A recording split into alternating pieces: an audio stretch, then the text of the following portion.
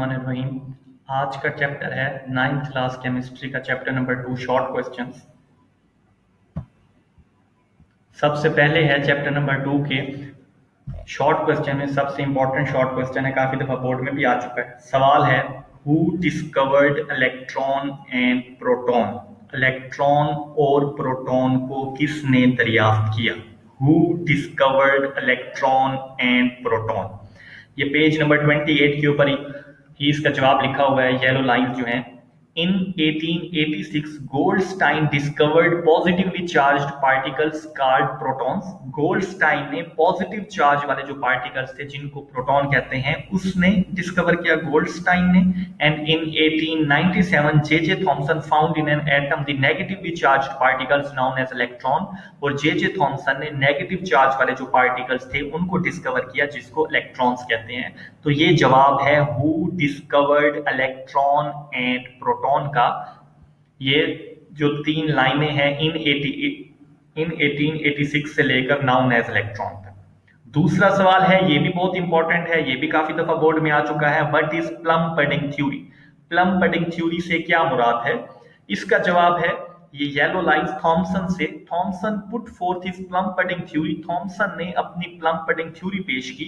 क्या कहा उसने? ही पोस्टुलेटेड दैट, उसका नुक्ता ये था, atoms were solid structures of positively charge, कि एटम जो होता है वो सॉलिड स्ट्रक्चर है और पॉजिटिव चार्ज से मिलकर बना होता है with tiny negative particle stuck inside it. और छोटे छोटे जो नेगेटिव पार्टिकल्स हैं वो इसके अंदर धंसे हुए होते हैं, स्टक हुए होते हैं। It is like plums in the pudding, और ये प्लम्स इन द पडिंग की तरह होता है जैसे किसी पॉजिटिव चार्ज की कोई चीज है, एटम जो है पॉजिटिव चार्ज की चीज है और उसके अंदर नेगेटिव चार्ज जो है प्लम्स इन द पडिंग की तरह अंदर धंसे हुए हैं, उसको कहते हैं प्लम पडिंग थ्योरी। तो ये इसका जवाब है।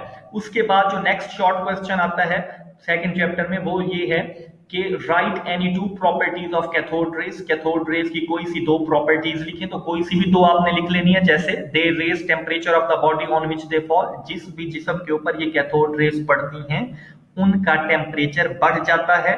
Number next, J Thomson discovered their charge to mass ratio. J Thomson ने इनकी चार्ज टू मैस रेशियो मालूम की। नेक्स्ट शॉर्ट क्वेश्चन है why canal rays are named so. Canal rays को कैनाल रेज का नाम क्यों दिया गया? In 1886 Goldstein observed that in addition to cathode rays other rays were also present in the discharge tube. These rays were traveling in opposite direction to cathode rays. He used a discharge tube having perforated cathode. He found that these rays passed through the holes present in the cathode and produced a glow on the walls of the discharge tube. He called these rays as canal rays. इसमें जब cathode rays discover हो चुकी थी तो उसके बाद Goldstein scientist ने cathode rays के अलावा उसने कहा कि दूसरी रेज भी होती हैं जो डिस्चार्ज ट्यूब में मौजूद होती हैं, और उसने बताया कि ये जो दूसरी रेज हैं ये अपोजिट डायरेक्शन में मूव करती हैं, अपोजिट डायरेक्शन की तरफ जाती हैं। तो उसने क्या किया, उसने डिस्चार्ज ट्यूब ली। इस अपनी बात को साबित करने के लिए उसने परफोरेटेड कैथोड लिया। ये कैथोड है, नेगेटिव चार्ज वाली प्लेट को कैथोड कहते हैं और पॉजिटिव चार्ज वाली प्लेट को एनोड कहते हैं। एनोड और कैथोड, उसने जो कैथोड लिया वो परफोरेटेड कैथोड लिया, यानी उसके अंदर होल्स थे। परफोरेटेड का मतलब सुराखदार, मसामदार, होल्स हो जिसमें सुराख हो। तो उसने लिया तो उसने देखा कि जो एनोड की तरफ से रेज आ रही थी अपोजिट डायरेक्शन से, वो इन कैनाल में से गुजर गई और आगे की तरफ जाकर वो टकराई इसकी वॉल्स ऑफ ग्लास वॉल से, डिस्चार्ज ट्यूब की वॉल से, और उस वॉल के साथ टकराने की वजह से ग्लो पैदा हुआ, लाइट पैदा हुई। तो इसने कहा कि ये कैनाल रेज है क्योंकि ये कैनाल में से गुजरी, यानी ये जो कैनाल्स हैं, जो सुराख हैं, क्योंकि ये इन सुराख में से गुजरी, इस वजह से इनका नाम कैनाल रेज है, यानी कैनाल में से गुजरने वाली शुआएं। ठीक है। उसके बाद नेक्स्ट शॉर्ट क्वेश्चन आता है राइट एनी 2 और 3 प्रॉपर्टीज ऑफ न्यूट्रॉन। तो आपने ये 3 प्रॉपर्टीज याद कर लेनी है कि न्यूट्रॉन कैरी नो चार्ज, आई का मतलब होता है इन एग्जाम्पल, यानी मिसाल के तौर पर दे आर न्यूट्रल, ये न्यूट्रल होते हैं, इनके ऊपर कोई भी चार्ज नहीं होता। दे आर हाईली पेनिट्रेटिंग, ये हाईली पेनिट्रेटिंग है। Mass of these particle was nearly equal to the mass of the proton, और इन पार्टिकल का जो मैस होता है वो प्रोटॉन के मैस के इक्वल होता है। नंबर नेक्स्ट है, ये सवाल आता है कि right the observations of Rutherford model. Rutherford के मॉडल की ऑब्जर्वेशंस लिखें, उसके मुशाहिदात लिखें। तो आपने क्या लिखना है?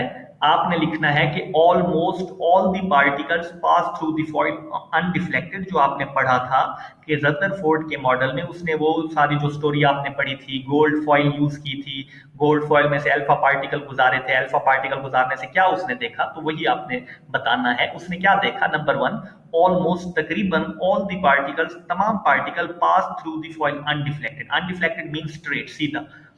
तकरीबन तमाम पार्टिकल यानी 99% पार्टिकल जो थे वो अनडिफ्लेक्टेड गुजरे, यानी बिल्कुल सीधा गुजर गए। ये जो आपको ऊपर तस्वीर में भी दिखाया हुआ है, ज्यादातर पार्टिकल बिल्कुल सीधा गुजर रहे हैं। और दूसरा पॉइंट क्या था? आउट ऑफ 20,000 पार्टिकल, जो उसने 20,000 अल्फा पार्टिकल इस्तेमाल किए थे, ओनली अ फ्यू, सिर्फ चंद, were deflected at fairly large angle, कुछ डिफ्लेक्ट हो गए लार्ज एंगल पर, जैसे ये आपको दिखाया हुआ है लार्ज एंगल पे डिफ्लेक्शन। और एंड वेरी फ्यू, और बहुत कम। वेरी फ्यू का मतलब होता है बहुत कम, आ फ्यू का मतलब होता है कुछ या चंद, वेरी फ्यू का मतलब होता है बहुत कम, ना होने के बराबर। Bounce back on hitting the gold foil, और कुछ थे वो बाउंस बैक हो गए, ये जैसे रिपेल बैक हो गए, बाउंस बैक यानी न्यूक्लियस से टकराकर वापस चले गए। ठीक है, एक ये शॉट है। उसके बाद नेक्स्ट जो शॉट है वो है डिफेक्ट्स ऑफ रदरफोर्ड मॉडल, बहुत इंपॉर्टेंट शॉट है, काफी दफा बोर्ड में आ चुका है। रदरफोर्ड ने जो मॉडल दिया था उसकी खामियां क्या थी, उसके नकाइस क्या थे?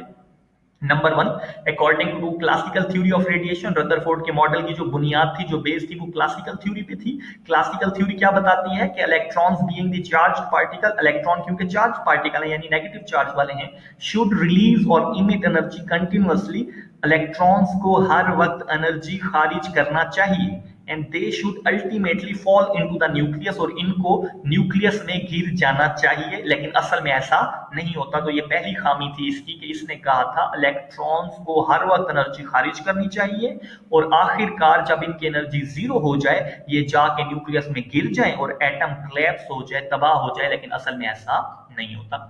नंबर 2 पॉइंट क्या कहा? If the electrons emit energy continuously, अगर इलेक्ट्रॉन्स मुसलसल एनर्जी खारिज करें, they should form a continuous spectrum, जो स्पेक्ट्रम बनाते हैं, जो ग्राफ बनाते हैं, उसके जरिए अगर देखा जाए तो रदरफोर्ड ने कहा था कि कंटिन्यूअस स्पेक्ट्रम होना चाहिए, लेकिन असल में जो हम स्पेक्ट्रम देखते हैं वो असल में लाइन स्पेक्ट्रम होता है।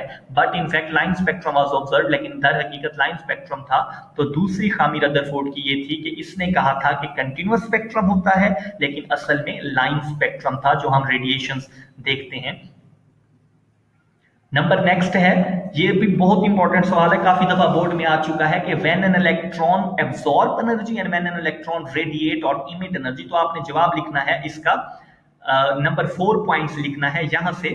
ये आपने इसका जवाब लिखना है कि व्हेन एन इलेक्ट्रॉन, कि जब एक इलेक्ट्रॉन जंप्स फ्रॉम, जब एक इलेक्ट्रॉन जंप करता है from lower orbit to higher orbit. ये ऑर्बिट आपको दिखाई मैं ना, एक दफा आप देख भी लें, ये लोअर ऑर्बिट है, ये छोटा ऑर्बिट है, ये उससे बड़ा है, ये उससे बड़ा है, के है, एल है, एम है, उसके बाद एन भी होता है। तो अगर वो छोटे ऑर्बिट से, यानी ये छोटे वाले ऑर्बिट से ये बड़े वाले ऑर्बिट में जाता है, तो क्या होगा? When an electron jumps from lower orbit to higher orbit, it absorbs energy, तो ये एनर्जी को जज्ब करता है। And when it jumps from higher orbit to lower orbit, it radiates energy, तो ये एनर्जी को खारिज करता है। दिस चेंज इन एनर्जी, ये जो चेंज ऑफ एनर्जी है, डेल्टा ई, ये प्लांक्स इक्वेशन के इक्वल है। Delta E is equal to E2 minus E1 is equal to hv। यहाँ पर h जो है वो प्लांक्स कांस्टेंट है, उसकी वैल्यू आपने याद रखनी है 6.63 मल्टीप्लाइड बाय 10 की पावर माइनस 34 जूल सेकंड, और v is frequency of light. Next है रदरफोर्ड एटॉमिक थ्योरी और बोहर एटॉमिक थ्योरी। लॉन्ग में भी आ चुका है, शॉर्ट में भी आता है। लॉन्ग में आए तो ये कंप्लीट टेबल लिखना होता है, शॉर्ट में आए तो 2 पॉइंट आपने डिफरेंस में लिखने होते हैं कि रदरफोर्ड की theory, it was based upon classical theory, पीछे आप पढ़ चुके हैं ये क्लासिकल थ्योरी, और बोहर की थ्योरी भी आप पढ़ चुके हैं कि ये क्वांटम थ्योरी पे डिपेंड करता है। क्लासिकल थ्योरी वही है जो आपको बताती है कि एटम को एक टाइम पर तबाह हो जाना चाहिए मुसलसल एनर्जी खारिज करते हुए, लेकिन असल में ऐसा नहीं होता। बोहर ने कहा नहीं, ऐसा नहीं है, बल्कि इलेक्ट्रॉन की एनर्जी क्वांटाइज्ड होती है, फिक्स होती है। दूसरा, electrons revolve around the nucleus. Rutherford ने बस यही बताया था कि न्यूक्लियस के गिर्द इलेक्ट्रॉन घूमते हैं, रिवॉल्व करते हैं, ये नहीं बताया कि किधर रिवॉल्व करते हैं। बोहर ने ये भी बताया electrons revolve around the nucleus in orbits of fixed energy. Bohr ने ये भी बताया कि ये फिक्स्ड एनर्जी के गिर्द रिवॉल्व करते हैं। तो ये आपका chapter number 2 chemistry 9th class के short questions, chapter number 2 half, first half के शॉर्ट क्वेश्चंस आपके कंप्लीट हो गए। नेक्स्ट इंशाल्लाह फिर नेक्स्ट लेक्चर में